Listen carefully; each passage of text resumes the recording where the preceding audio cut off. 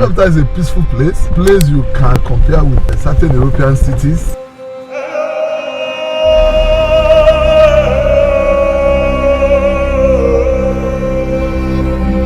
Lagos is great, but you know what? I love the people of Abeokuta. Fumilayo and some Kuti used to sleep on this bed, this very bed. During her time, she founded the Abeokuta Women's Union. You heard the story how Fela married 27 wives in one day. Just one day. Popular city of Abeokuta started from here.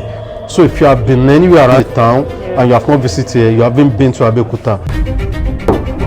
Adire is the hallmark of Abeokuta. Yeah. This is the ancient Adire. The fabric that you can use must be 100% cotton. If it is not 100% cotton, it will not have something like that.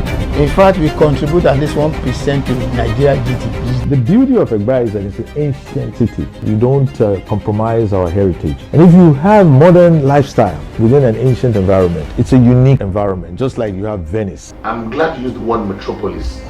That's why we named the project Victoria Metropolis. Yeah. Victoria is ancient, and then the metropolis, bringing the city into Egba. So the blend of old and the new, gives you a timeless existence. So the time does not disappear.